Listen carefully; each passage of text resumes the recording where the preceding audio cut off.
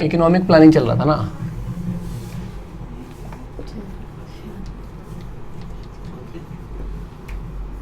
इसके अंदर हम लोगों का टॉपिक है आज long period and short period goals. ठीक है, पहला पॉइंट है long period goals are common to all 5 year plans are there for generally study as a common goals of 5 year plans. Generally हम लोग जो लॉन्ग पीरियड प्लान्स कहते हैं इनको पंचवर्षीय योजना 5 साल के लिए ही जाना जाता है कि ये जो गोल जो होते हैं वो मैक्सिमम 5 साल के लिए स्टार्ट किए जाते हैं। ठीक है, शॉर्ट पीरियड वाले जो होते हैं वो 1 साल 2 साल 3 साल वाले होते हैं। ठीक है, तो आप 2 कैटेगरी में ले सकते हैं, शॉर्ट पीरियड और एक लॉन्ग पीरियड। लॉन्ग पीरियड में 5 साल वाले हो जाएंगे। ठीक है, depending on the ground and reality each plan is desired to distinct plan with the distinct set of objective. हर एक प्लान जो होता है वो इस चीज़ पर डिपेंड करता है कि जो आपने मुद्दे उठाए हैं वो मुद्दे कैसे हैं। बहुत ज़्यादा टाइम कंज्यूमिंग है तो फिर उसको 5 साल वाले में डाल देंगे। ठीक है, अगर शॉर्ट टर्म वाले ही हैं मतलब जल्दी कंप्लीट अचीव किए जा सकते हैं। ठीक है, जैसे बात रही कि भाई पूरे देश में जो है वो रेल नेटवर्क फैलाना है या फिर रोड नेटवर्क फैलाना है, पूरा रोड हर घर घर तक। यहाँ पे जब भी प्लानिंग की जाती है ना तो उस समय पे ये देखा जाता है कि भाई जो ऑब्जेक्टिव रख रहे हो उन ऑब्जेक्टिव्स को कहाँ तक पहुँचाना है और उन ऑब्जेक्टिव को अचीव करने में कितना टाइम लगने वाला है। Truly speaking short period objective refer to a plan to plan strategy. जो आपने लॉन्ग पीरियड को तो समझ लिया, लॉन्ग पीरियड क्या है, जो लंबे टाइम के लिए जो चलेगा 5 साल तक के चलेगा वो जो है लॉन्ग पीरियड का है। जो शॉर्ट पीरियड होंगे वो एक्चुअली हम ये कहते हैं प्लान टू प्लान कहते हैं, मतलब प्लान को ही कंप्लीट करने के लिए एक और प्लान अगर बनाया जाता है तो ये शॉर्ट पीरियड प्लान कहलाता है। Objective of long period plan, जो पंचवर्षीय योजना होती है जनरली, ठीक है, जो बड़े लंबे टाइम के लिए जो पंचवर्षीय योजना होती है, जो लॉन्ग टर्म वाले प्लान क्या हुआ, जो लंबे टाइम वाली जो प्लान होते हैं उनके क्या उद्देश्य होते हैं। पहला है आपका जीडीपी ग्रोथ। इनका मेन मुद्दा होता है किसी तरीके से जीडीपी को ग्रोथ लेकर के आया जाए। ठीक है, increase in the GDP implies increase the level of output in the economy. भाई हम ये मान करके चलते हैं कि अगर किसी देश की जीडीपी बढ़ रही है ना तो वो देश विकसित होता है। कैसे? जीडीपी का बढ़ना मतलब कि क्या होता है, प्रोडक्शन बढ़ने से जीडीपी बढ़ती है। ठीक है, तो किसी देश में अगर मैन्युफैक्चरिंग हो रही है या प्रोडक्शन हो रहा है, प्रोडक्शन में गुड्स एंड सर्विसेज दोनों आ जाते हैं, तो प्रोडक्शन हो रहा है तो उससे क्या हो रहा है, आउटपुट बढ़ रहा है। और अगर आउटपुट बढ़ रहा है तो आउटपुट का ही सम जो होता है वो क्या होता है, जीडीपी होता है। तो और जीडीपी बढ़ रहा है इसका मतलब क्या है कि हमारे देश का ग्रोथ हो रहा है। समझ में? Increase in GDP depends on 2 factor. अब जीडीपी का बढ़ना 2 चीज़ों पे डिपेंड करता है। पहला है आपका resource base of the factor of the country. आपकी कंट्री के अंदर रिसोर्सेज कितने हैं, ठीक है, उन रिसोर्सेज का आप कितना यूटिलाइज कर पाते हो। और दूसरा होता है आपका increase in the productivity through the innovative technology, और आपके पास टेक्नोलॉजी कितना है। कई बार ऐसा होता है आपके पास रिसोर्सेज होते हुए भी टेक्नोलॉजी ना होने की वजह से आप उनका यूटिलाइजेशन नहीं कर पाते हो। समझ में? ठीक है, तो आपके पास रिसोर्सेज कितने हैं और आपके पास टेक्नोलॉजी कितनी है ताकि जो है आप जीडीपी को बढ़ा सको। ठीक है जी। Planning in India is to ensure that natural resources are fully explored and production technology continuously improved। अब प्लानिंग इन इंडिया के अंदर जो हम लोग प्लानिंग करते हैं, ये प्लानिंग ये इंश्योर करती है कि हमारे यहाँ पे जो रिसोर्सेज हैं उसका ऑप्टिमम यूटिलाइजेशन हो पाए। ठीक है, और उसको यूटिलाइज करने के लिए टेक्नोलॉजी जितना जल्दी जितना तेजी से हो सके उतनी तेजी से इम्प्रूव हो सके। ठीक है, इन चीज़ों को ख्याल में रखते हुए हम लोग क्या करते हैं, प्लानिंग करते हैं। समझ में आई बात? ठीक है, तो हमारा जो पॉइंट है पहला वाला वो क्या था, जीडीपी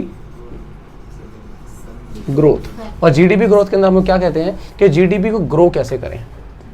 और जीडीपी का ग्रो अब 2 चीज़ों पर डिपेंड करता है, रिसोर्सेज पे और टेक्नोलॉजी पे। ठीक है, तो जब भी हम प्लान करेंगे तो प्लान करते समय हमें अपने दिमाग में ये रखेंगे कि जीडीपी को ग्रो करने के लिए अपने रिसोर्सेज को कैसे यूटिलाइज किया जाए और अपनी टेक्नोलॉजी को कैसे मॉडर्नाइजेशन किया जाए, कितना ज़्यादा जल्दी हो सके जो है टेक्नोलॉजी को इम्प्रूव किया जाए। ठीक है, हमारा ऑब्जेक्टिव ऑफ करते हैं प्लानिंग के अंदर दूसरा पॉइंट हमारा फुल एम्प्लॉयमेंट।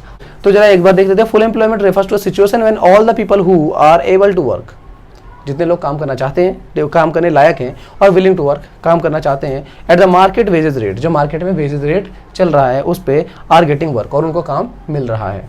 ठीक है, अब ये कि inclusive growth, the objective of full employment focus the inclusive growth, it implied the more and more people should participate in the process of growth. अब जरा देखिए जी, फुल एम्प्लॉयमेंट होने से क्या होगा, जब लोगों को रोजगार मिलेगा तो लोगों का कंट्रीब्यूशन रहेगा जीडीपी की ग्रोथ के अंदर। एम्प्लॉयमेंट मिलने का मतलब क्या है, काम पे लगना, और काम पे लगोगे तो 2 काम करोगे, या तो आप प्रोडक्शन कर रहे हो कुछ ना कुछ, या सर्विसेज दे रहे होगे, यही तो हो रहा होगा ना। या तो प्रोडक्शन यूनिट में काम कर रहे होगे या सर्विस यूनिट में काम कर रहे होगे, ठीक है, दोनों से जीडीपी में कंट्रीब्यूशन मिलता है। तो आपका कंट्रीब्यूशन जीडीपी के अंदर आ रहा है, समझ में? जैसे मैं हूँ, मैं आपको टीच कर रहा हूँ, ठीक है, तो मैं पढ़ा रहा हूँ, तो मैं सर्विस सेक्टर में काम कर रहा हूँ, तो मेरा भी तो सर्विस सेक्टर भी ये भी क्या होगा, जीडीपी के कंट्रीब्यूशन में काउंट होगा। समझ में आई बात? Benefit of the growth must be shared across the wider section of the society. और जो ग्रोथ हो रहा है उस ग्रोथ का वाइडर सेक्शन ऑफ सोसाइटी, पूरे इकोनॉमी के अंदर जो है उसका बेनिफिट फैलना चाहिए, मिलना चाहिए सभी को, ठीक है। और वो कैसे मिल सकता है? एम्प्लॉयमेंट दे करके, सभी को रोजगार मिलेगा तो सभी को जो है उसकी सुविधाएं मिल रही हैं, सबको उसका फायदा हो रहा है, ठीक है जी। और इसी को जो है हम कहते हैं ग्रोथ विद सोशल जस्टिस, मतलब ग्रो अप भी कर रहे हो आप, ठीक है, और सोशल जस्टिस भी मिल रहा है। सोशल जस्टिस, सोसाइटी के सभी लोगों को उसका हक मिल रहा है, ठीक है जी। अच्छा, एक पॉइंट है यहाँ पे जरा लिखा हुआ है कि full employment does not means a situation of zero unemployment. कि फुल एम्प्लॉयमेंट का मतलब होता है 100% एम्प्लॉयमेंट। इसका मतलब ये नहीं होता कि देश के अंदर जीरो एम्प्लॉयमेंट है, जीरो अनएम्प्लॉयमेंट है, ठीक है।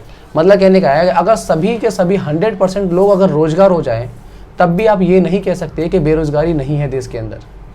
कुछ ना कुछ बेरोजगारी हमेशा रहती है, ठीक है।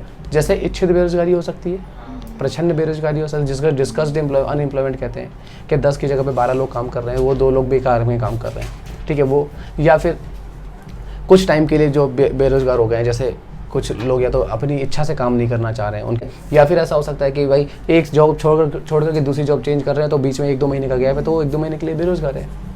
तो ऐसा तो कोई ना कोई हमेशा लगा रहेगा ना भाई, इतनी बड़ी जनसंख्या है। समझ में आएगा? मतलब कहने का किसी इकोनॉमी के अंदर अगर आप कह रहे हो कि 100% एम्प्लॉयमेंट, इसका मतलब ये बिल्कुल भी नहीं होता कि वहाँ पे 0% अनएम्प्लॉयमेंट हो गया है, मतलब बेरोजगारी 0 हो चुका है, नहीं। समझ में? तीसरा पॉइंट, इक्विटी। हमारे जो 5 ईयर प्लान्स होते हैं उसका उद्देश्य है इक्विटी, मतलब समता, ठीक है। सभी को बराबरी का हक मिलना चाहिए। अगर कोई भी अगर अचीवमेंट हो रहा है, कोई भी फायदे दिए जा रहे हैं, कोई भी अगर कहते हैं बेनिफिट्स अगर पब्लिक के लिए किया जा रहा है, ठीक है, तो वो पब्लिक के पास तक पहुंचना चाहिए, हर सेक्शन के पास पहुंचना चाहिए। सोसाइटी का कोई भी सेक्शन हो, चाहे वो हाई क्लास हो, चाहे मिडिल क्लास हो, चाहे लोअर क्लास हो, चाहे गरीब गांव वाला हो, चाहे अर्बन एरिया वाला हो, है, हर जगह पर जो है उसका जो है फायदा उसके पास पहुंचना चाहिए। Economic growth would become a meaningless exercise if the benefit of the growth accrued only to a handful people of the society। अगर जो आप सोसाइटी के लिए कर रहे हो, जो आप अपने देश में लोगों के लिए, पब्लिक के लिए कर रहे हो, वो बिल्कुल मीनिंगलेस हो जाता है अगर वो कुछ ही लोगों तक पहुंच पाता है। समझ में बात? जैसे मान के चलिए हमने राशन कार्ड बनवाए सबके, और एक कैंप में गए, पूरे के लोगों को राशन कार्ड बना करके दिया, पर उसमें से कुछ 10-15 लोग या 50 लोग, 100 लोगों के पास तक ही वो राशन कार्ड की बेनिफिट पहुँचे, बाकी के पास नहीं पहुँचे, तो आपके राशन कार्ड बनवाने का कोई फ़ायदा नहीं हुआ। मतलब कहने का ये हुआ कि कोई भी बेनिफिट दे रहे हो तो वो सभी के पास इक्विटेबल फॉर्म में जाना चाहिए। समझ में आई बात? ठीक है, इसे कहते हैं equity. Benefit of the growth must spread across all the section of the society so that the distribution of income become the equitable. इस तरीके से सभी सुविधाएं बराबरी से पहुंचनी चाहिए ताकि जो सोसाइटी के सभी सेक्शंस होते हैं उनको ग्रोथ, उनका जो ग्रोथ है वो बराबरी से हो सके, ठीक है। Equitable distribution of income imply the social equality and this is one of the principal objective और goal of the planning in India. और ये इक्विटेबल डिस्ट्रीब्यूशन जो है वो हमारे देश के अंदर जो प्लानिंग है उसका सबसे महत्वपूर्ण बिंदु है कि कभी भी कोई भी प्लानिंग होगी उसकी सुविधाएं समाज में सभी लोगों तक पहुंचनी चाहिए, ठीक है। एक पॉइंट और आया है, इक्वल डिस्ट्रीब्यूशन और इक्विटेबल डिस्ट्रीब्यूशन में फर्क क्या होता है, ठीक है। इक्वल डिस्ट्रीब्यूशन क्या होता है और equitable distribution. Equal distribution means every individual in the society gets the same share in the country's national income. It would imply a situation when a doctor gets same salary as a clerk in the hospital. Equal distribution का मतलब होता है कि सभी को बराबरी से मिलना। चलो एक सिंपल सा एग्जांपल ले लेते हैं, जैसे कि एक डॉक्टर है उसकी सैलरी और एक क्लर्क है उसकी सैलरी, दोनों की सैलरी बराबर होनी चाहिए, ये कहलाएगा इक्वल डिस्ट्रीब्यूशन। ऐसा हो सकता है? नहीं। डॉक्टर बहुत ज़्यादा पढ़ा लिखा है, वो टैलेंटेड है, स्किलफुल है, उसने बहुत मेहनत की है, ठीक है, उसकी सैलरी ज़्यादा होनी चाहिए। समझ में आई बात? ठीक है। बट जो क्लर्क है उसकी भी सैलरी अच्छी खासी होनी चाहिए, पर दोनों में डिफ्रेंसिएशन रहेगा। पर अगर तुम दोनों को बराबर कर रहे हो तो ये इक्वल डिस्ट्रीब्यूशन कहलाता है। समझ में आई बात? ठीक है। और इक्विटेबल डिस्ट्रीब्यूशन का मतलब हो जाता है on the other hand refers the situation में the difference allow but only within a certain limit. एक सर्टेन लिमिट्स होनी चाहिए। हाँ चलो ठीक है, एक डॉक्टर है भाई, ठीक है, उस डॉक्टर की 50-60 हज़ार रुपये सैलरी है, पर क्लर्क है तो क्लर्क की भी कम से कम 40 हज़ार रुपये सैलरी तो होनी चाहिए ना। ऐसा तो नहीं होना चाहिए क्लर्क है तो भाई 10 हज़ार पे काम कर रहा है, एक डॉक्टर 60 हज़ार पे, तो डिफरेंशिएशन बहुत ज़्यादा हो जाएगा ना सोसाइटी के अंदर। ठीक है, मतलब कहने का समझ में, इक्विटेबल डिस्ट्रीब्यूशन का मतलब क्या है कि आपका जो डिफरेंशिएशन हो तो सही, पर एक सर्टेन लिमिट तक डिफरेंशिएशन होना चाहिए, ज़्यादा नहीं होना चाहिए। मतलब कहने का ये है कि जैसे आप एक ही घर में रहने वाले 2 बच्चे हैं, ठीक है, एक थोड़ा बड़ा बच्चा था, एक छोटा बच्चा था, मान लो 5 साल का डिफरेंस था, ठीक है। अब मम्मी ने रोटी पकाई, ठीक है, दोनों को 2.5 रोटी दे दी खाने के लिए। छोटा वाला 2.5 रोटी खा नहीं सकता, अब बड़े वाले को 2.5 रोटी कम पड़ जाएगी। इसे कहते हैं इक्वल डिस्ट्रीब्यूशन, है ना। तो इक्वल डिस्ट्रीब्यूशन नहीं, इक्विटेबल डिस्ट्रीब्यूशन होना चाहिए। इक्विटेबल, जिसको ज़्यादा नीड है उसको ज़्यादा दे दो। समझ में आई बात? ठीक है, मतलब कहने का ये है कि अगर कोई बहुत ज़्यादा गरीब है तो उनको छूट भी तो ज़्यादा मिलनी चाहिए ना, तब जाकर के वो अमीरों के बराबरी कर पाएगा ना। आई बात समझ? तुमको पता है कि जो महंगे महंगे प्रोडक्ट हैं उनके ऊपर टैक्सेस ज़्यादा लगते हैं, तो ज़्यादा लगने के पीछे रीज़न क्या है? इंपोर्टेड शूज़ हैं, इंपोर्टेड बैग हैं, कपड़े इंपोर्टेड, जो बाहर विदेशी कपड़े यहाँ पे लाए जाते हैं उन पर टैक्स बहुत ज़्यादा, वो महंगे बहुत ज़्यादा है। एक जीन्स 4,000 5,000 की आ रही है। क्यों महंगा करा जा रहा है? क्योंकि उनको पता है कि ये महंगाई आदमी खरीदेगा, और उस महंगे आदमी से ज़्यादा टैक्स वसूलूंगा तभी तो जाकर के गरीबों में थोड़ा ज़्यादा बांटूंगा, तभी तो कभी अमीरी गरीबी का फ़र्क खत्म होगा। इसे कहते हैं इक्विटेबल डिस्ट्रीब्यूशन। आई बात समझ में? कि आप अगर कह रहे हो भाई सबको छूट मिलनी चाहिए टैक्स में, तो सबको छूट दोगे तो गरीबों को भी उतना ही छूट दे रहे हो और अमीरों को भी उतना ही छूट दे रहे हो, तो फिर बराबरी तो हो गई। आई बात समझ में? अगर 10 रुपये टैक्स मैं गरीबों से भी मांगूंगा, 10 रुपये टैक्स अमीरों से ही मांगू, तो अपनी इनकम का, अगर गरीब आदमी तो 100 रुपये कमा रहा है, तो 100 रुपये का 10 रुपये अगर टैक्स देता है तो वो 10% टैक्स दे रहा है, जबकि अमीर आदमी तो 1 करोड़ रुपये कमा रहा है, और 1 करोड़ रुपये का अगर 10 रुपये टैक्स दे रहा है तो वो 0.0001% कमाएगा, देगा। तो उसके ऊपर कुछ फर्क पड़ेगा उस टैक्स का? नहीं फर्क। इस वजह से टैक्सेशन सिस्टम में भी रेट अलग होते हैं, ठीक है। और इसी वजह से सारी की सारी चीज़ें जो बेनिफिट्स होते हैं वो अमीरों के लिए अलग लेवल से, गरीबों के लिए अलग लेवल से दे। कहोगे भाई ये काहे का इक्विटेबल डिस्ट्रीब्यूशन है, गरीबों को राशन बांटते हैं, अमीरों को राशन बांटते नहीं हो। भाई अमीरों को जरूरत है राशन की, चाहे कुछ भी हो, है ना, नीड तो नहीं है ना। समझ में आई बात? क्लियर हो गया? इक्वल डिस्ट्रीब्यूशन और इक्विटेबल डिस्ट्रीब्यूशन। इक्वल में मतलब बराबरी से दिया जाता है, बिना ये देखे कि किसको ज़्यादा किसको कमती देने की जरूरत है। जबकि इक्विटेबल डिस्ट्रीब्यूशन के अंदर हम ये ध्यान रखते हैं कि किसको जिसकी जैसी नीड है उसके हिसाब से वैसी जो है सोसाइटी के अंदर उनको जो है सुविधाएं मिलनी चाहिए। ठीक है जी।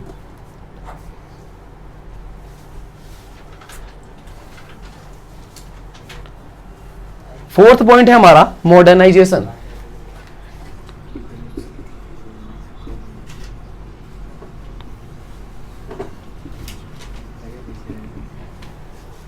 It refers to updatation and the adoption of the modern technology of process of growth।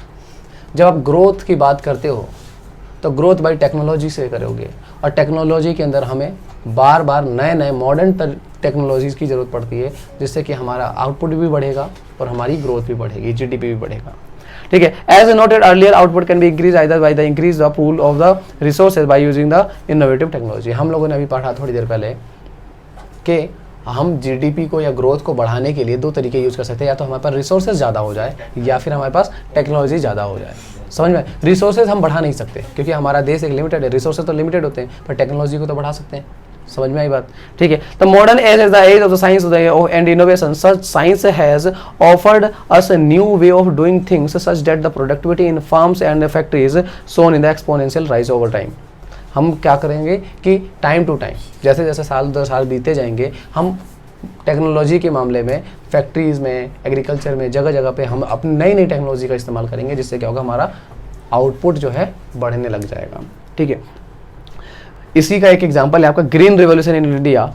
ठीक है, जो कि एक न्यू टेक्नोलॉजी मॉडर्नाइजेशन का एग्जाम्पल है बहुत बड़ा कि जो बीज पहले किसान यूज़ किया करते थे उसकी जगह जब हाई वेराइटी यील्ड सीड्स जब का यूज़ किया गया तो उतनी ही ज़मीन पर से 4 गुना ज़्यादा फसल निकल कर के आई।